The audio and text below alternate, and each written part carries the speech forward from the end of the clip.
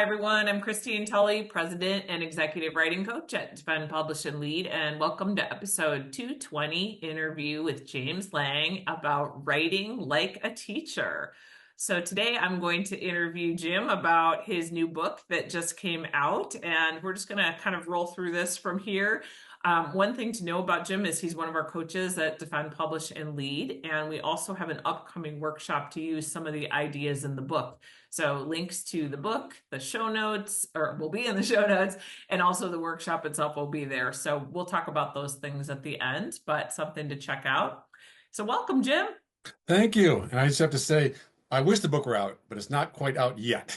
So it'll be out in about 6 weeks, actually. So So we can just look out for it. pre-order. Yeah, so pre-order it. That's key. Fabulous. All right, well, let's just dive right in. So tell me what it means to write like a teacher. Yeah, so it's a very simple principle. I think maybe there's sort of two core things to keep in mind. The first is the notion that when we're writing a nonfiction, especially, we're creating a learning experience for a reader. The reader is coming to a nonfiction work because they want to learn something new. And so that's the first thing to think about, that relationship between the fact that, I'm trying to learn something in a class and I'm trying to learn something when I'm reading. So I'm reading a nonfiction book right now about the history of reading. So I'm learning all kinds of great stuff about how, historically we thought about reading the ancient world. I've learned all this great stuff. So, right. So this is a learning experience for me as a reader. So that's part one. The second part is, okay, so we're the people who knew how best to help people learn. Those are teachers, right? And so the idea, we put these things two together and say, okay, so if I'm a teacher and I'm also a writer, right, I can start thinking about, what do I do in the classroom that would make sense to me to translate into the page. And so I think part of the reason that I wanted to write this book was to help people just see that you already know how to help people learn. And so if you want to sort of, improve your nonfiction writing, reach other audiences, just start thinking about a teacher when you sit down to do your writing. And so that's the core idea, write like a teacher.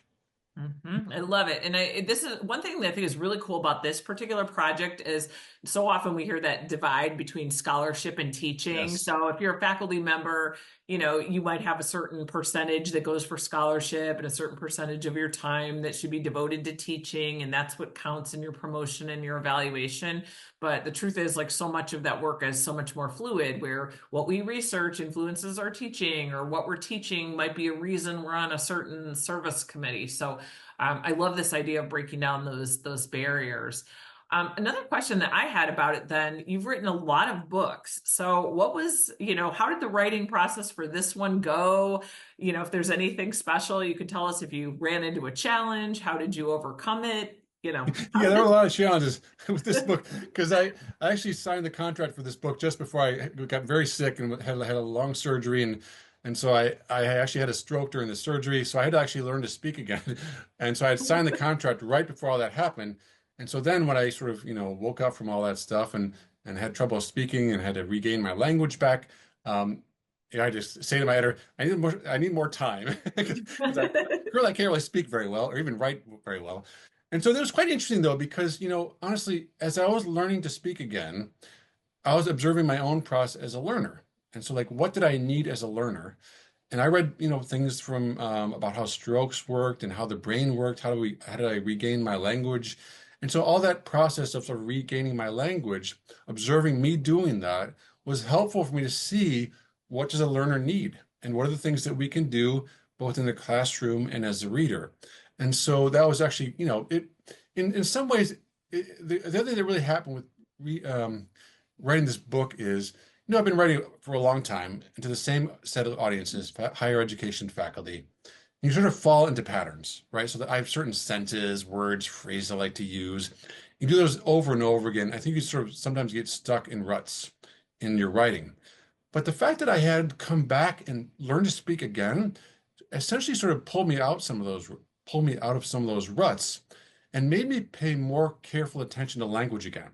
And actually, in some ways, I feel like this is the best book in terms of the actual writing that I've written in quite a long time, because I had to go back over and over again to the sentences, to the paragraphs, to the metaphors, the analogies, and say, is that the right way I want to say that? Is there another way to say that? And I probably wasn't doing that, actually. Right before the stroke, and I was just so locked into my writing process. and the kind of phrases and sentences I would use, um, I wasn't really thinking about it actually too much. The writing itself, I just want to get the information out there. This book helped me see, okay, you know what? You fell in love in writing because you liked playing with words. You liked discovering new words, finding new ways to say things. And I was able to get back to that just because, I couldn't initially. I wasn't able to just speak at all and write at all. And it forced me to go back and sort of re-embrace the power of writing. Cool. What's your favorite part of this book? Since you now this one's kind of a whole new project, you've written it maybe in a different style, you've got all these things. So what would be like if you had to think about this book, because I like to revisit old books or old writing projects and think back like, oh, I really missed that project. There was that really cool thing that happened. What would be a cool thing that happened or a key argument you make or something that you're really, really, excited about your Yeah, favorite thing? there's two things I would say. The first is I'm very happy with this book, the fact that it's an enabling book. Like, because faculty members will sometimes say, I want to write for more public audiences, but I just don't have those skills. I don't know how to do that. And there's this big gap between like, people like see books like, Grid or like The Growth Mind and say, okay, yeah, I can't write like that. And I as my scholarship, I can write like that. And they see this huge gap, and I'm saying the gap is not as large as you think, and the gap can be filled with the fact that you're a teacher, you know how to do this kind of work already. And so I want people to say to sort of even just hear the title of the book and say, wait a minute, you know what, that makes sense now, and I can sort of write like as I teach, and that can help me get into a mindset that enables me to do this important work. And so that the big thing for me is just I want people to just see this as an enabling book that will help them achieve something new in their professional careers. The other thing I will say, though, which I really appreciated, was about the power of reader reports. And one of the reader reports kind of said, listen, the first three chapters of this book do a really good job of sticking with the premise. And it kind of falls apart for a chapter or two before you get it back again at the end. And they were right. And that was Yeah. sort of initially was so, oh God, I can't believe I have to, rewrite some of those chapters. Can I just push it through? And I thought, you know what? The reader's right about this. And I had to revise a core chapter, which is actually about prose, like the actual prose moves you make when you're writing for bigger audiences. And I think the trouble that I was having was, is there actually a equivalent of like, writing prose in teaching? And it forced me to go through that process and really come out on the other side that, yes, actually, there is an equivalent here.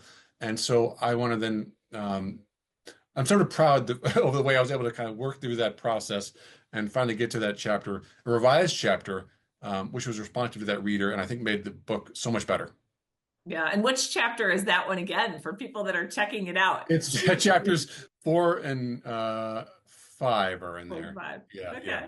Yeah, no, I love that. And this is something that I don't think a lot of writers talk about is the problem solving process. I mean, particularly in a book, because a book seems like a neat package from cover to Yeah, cover. yeah. Everything's like all holding together in there, but usually when it's created, that's not how it happens. So, Yeah, and actually, I found my editor at Chicago. She was also very helpful. So of course, she knew what I was going through, but she also was just sort of she would not just she did not want to push the book through with its problems. And she's just keep and she would say, listen, the book's great, but you got to change some things. yeah, And she did yeah. several times, and again, sort of devastating initially, but then you kind of keep working through it, and eventually you realize, okay, I'm so glad this all happened. You know. Yeah, no, I love it. Okay. So, one of the things that's happening for Defend, Publish, and Lead, which is that we are having an upcoming workshop where people can actually work with you and learn some of those skills about writing like you teach and doing double duty scholarship. So, can you say something a little bit about what they can do if they're going to work with you for that workshop? And we'll put the link in the show notes for people that want to join. Yeah, so I think we have this sort of, again, this notion of separateness between, like, for example, doing your scholarly work or like a, research project or laboratory work, and then sort of what sometimes what people call sort of gray writing, like public writing, or like intellectual work, like, for example, like writing for, like newspapers or magazines or, places like the Chronicle or inside higher ed. There's another big gap there too. And I would argue that actually we should be doing both, especially for people that are doing where it's really important for the public to understand, especially right now when expertise of academics is being, questioned and shut down. It's important for us to do this work.